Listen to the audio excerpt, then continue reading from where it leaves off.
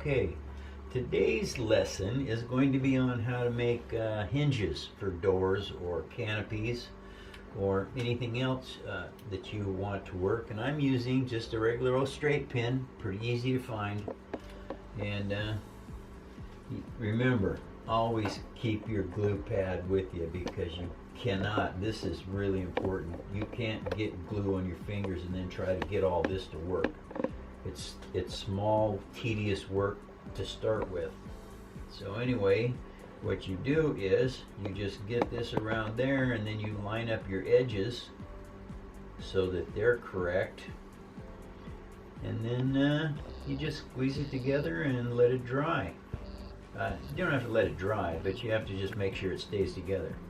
And when I'm building a hinge, I like to use 3 or 4 pieces. This is just regular old typing paper. Actually, it's from my Humana medical policy, and I threw it in the garbage and went, wait a minute, I need that paper. And so, yeah. And that's all you do is you just make some layers like so. And what it does is, because it turns into like plywood because you're making layers glued together, what you end up with is you're going to end up with a very durable hinge. Now to jump ahead, that one's not done, but this one is done. So once you get it down, I use 1/2-inch strips and then have my marks at 1/8 and 1/8 and 1/4. And you just take and cut that. Now since one side is not deflected or crushed, you put your pin in it, just like so, which makes it back to where it's perfectly round. And then you go through this side because you're going to need one finished side to work with on this piece. Because if you don't do that, what you end up with is a mess because your pin will not go back through the paper. Because the pin you have to cut down to fit your piece. And so what you now have is you have a very good little hinge. And since I use everything and never throw it away, I'm going to make these hinges, or this one, so that you all can see how to do this. And I will keep it because eventually I will use it on some ship somewhere where I need a canopy to open and close it, or a door. So once this is done, then you take your toenail clippers. I got a good set and a bad set. This one is all chewed up from doing just what I'm going to show you. You just grab a hold of your pin like so, squeeze it pretty good, and then just start working the pin back and forth. And what it does is it cuts that pin off. Makes a beautiful hinge, stays out of the way, won't come through because it has a head. And be real careful with these. Do not let these little pieces fall in the carpet, because Murphy's Law says you will find it right in the bottom of your foot. And then you'll have to go to the doctor and have it pulled out because you aren't going to be able to get it out of there.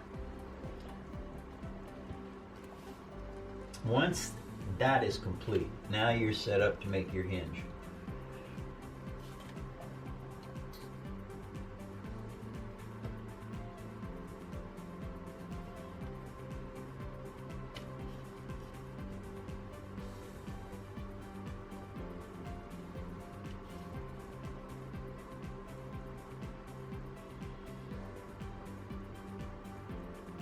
So basically all you are doing is you are sandwiching your pieces.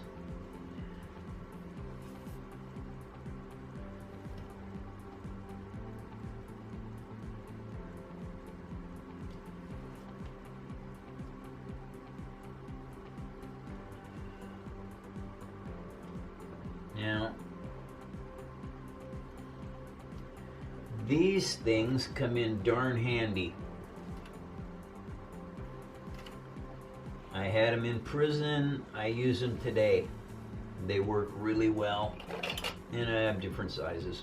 But what you do is you just put those on there like so, and they tighten that down, and it keeps your piece in place while the glue dries enough to where you can put your other side on.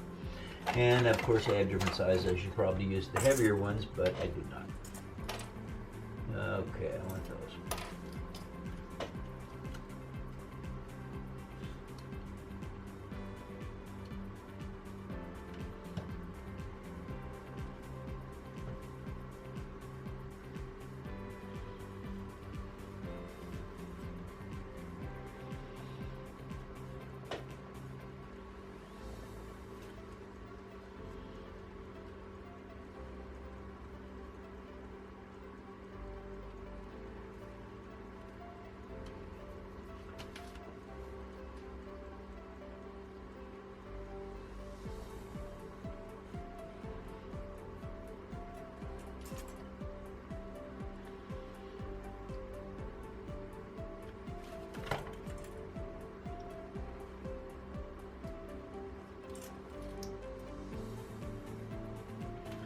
And there becomes a very, very good, very strong hinge.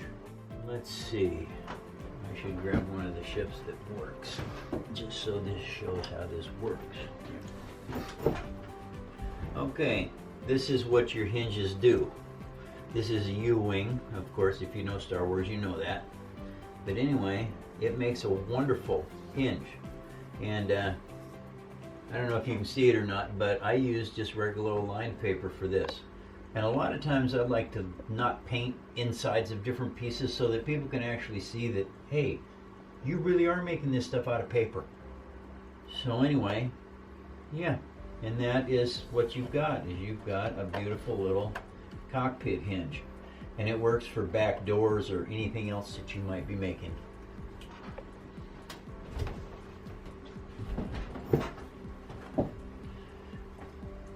Now, once you've let everything dry well, because these take a little bit of work. But anyway, once you've got that, then you have yourself a very good hinge. So that is the easy way to make doors work. And you can use staples. You can, because if you got to make really small hinges, staples work good. Because you can bend them over the way you want and put a little hook on the end of each one of the staple ends, and they'll stay inside your piece of cardstock that you glue together. And then your hinge, then you just have one piece of that hinge that goes around the staple, and that'll go onto a door. And I know this because I made some doors for a guy at one of the prisons I was at for his house he was building, and they worked really well. Okay, we're going to make a hinge for something greater, like this sand crawler, and I'll show you how that works shortly. I got this thing from the Oxford Club in the mail. It's kind of a heavier paper, and that's, you want to always keep your eyes out for different grades of paper, because different grades of paper dictate different types of builds.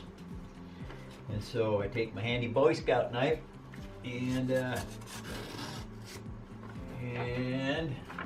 open this up so that I can use it.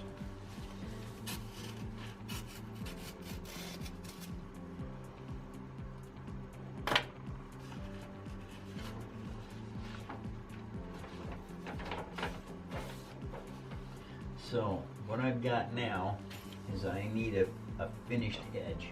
So you always clean up your edges. I use, usually I have a square that I put on this to make sure I'm getting it straight, but for training purposes like right now, that's not important. But it is important when you're starting to build things, because the squarer you have your cuts, the better everything goes together without being all screwed up. Because if you get a little bit off on something, and pretty soon you're a little bit off over here and you're a little bit off over there, and then after a while you're just so messed up off that it's really hard to fix your symmetry when you're working on something. I recycle all kinds of paper. I don't use much cardboard other than maybe a Nike box or something like that, because it's small enough cardboard that you can actually cut it and it doesn't, it builds well. Other cardboard, no. Boxes, they don't build well. They're too bulky. Now, I've always told people ever since I started this that I want my stuff to be built so that it'll last for years. So, by using this heavier grade paper, and this is an old gel ink pen. It has two kinds of plastic in it. This little piece here and this piece here. They both will work on building things. So, we saved that one. The cap, maybe it's useful, I'm not sure yet. What you do is you figure out how much you're going to need of your hinge that's going to be inside. And I would say probably at least an inch or inch and a half. So once you figure out where you're going with this, then you just cut your piece, and now you have your template and you can cut a whole bunch of pieces. Always use the same piece as your template, that way your lengths are proper, because if you cut one little piece a little bit longer and then the next one a little longer, and pretty soon you're out of shape. You don't have the symmetry that you need. Okay, 4 pieces. That should be excellent. Now the wonderful thing about plastic is that the Elmer's glue won't stick to it. So I go ahead and coat it all, because not only is the Elmer's glue a good sealant for gluing things, it works well in your hinges, because your hinges will continue to slide around the Elmer's glue. Then you take a couple of popsicle stick pieces, like so, and you stick one over here, and you stick one over here, and you squeeze them together while this is still wet.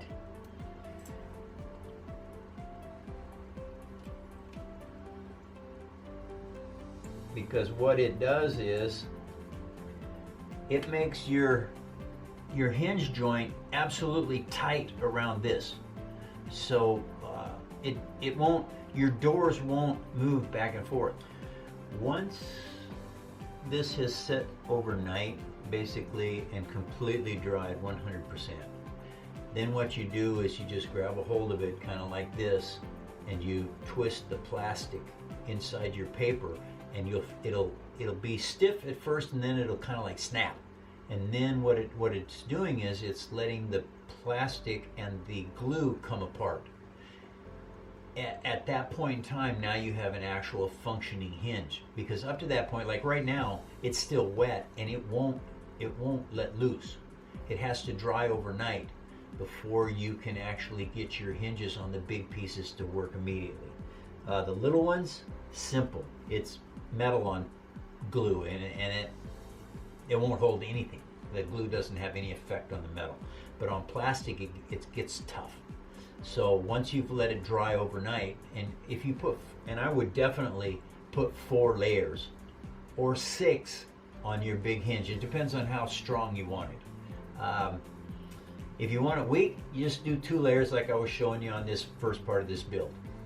It'll probably break off right here because it's not strong enough. But yes, 4 layers of paper or 6 on each one of your hinges. You'll have a super durable hinge that'll last as long as you keep your model. And when you're building something like the Sandcrawler, you need 2 of these. You need one on each end of this, so that when it's sitting in here in this doorway, it makes the door go up and down absolutely smooth.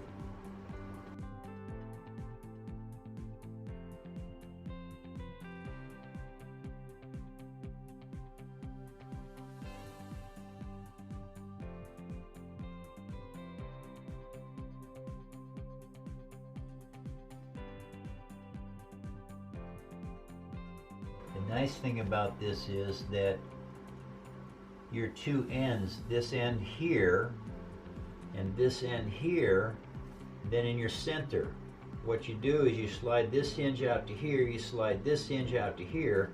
Now you've got 3 anchor points that you can anchor it to your door. And what you basically end up with, I used a spring and this is what you end up with. These were my anchor points. I didn't do 3 on this because I used a dowel, not a dowel, but a real heavy pencil. And that pencil is strong enough that it doesn't need support in the middle. But if you don't have something extremely strong and it's a little bit flexible, you need a 3rd anchor point so that when you anchor those onto here, that it doesn't flex, because if you get flexed, then of course your parts aren't going to work right. But anyway, that is a very strong door.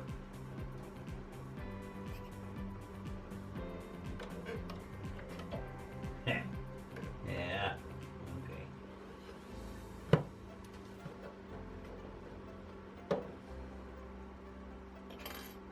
There's a sand crawler door, and this is how it's made. Thank you for watching.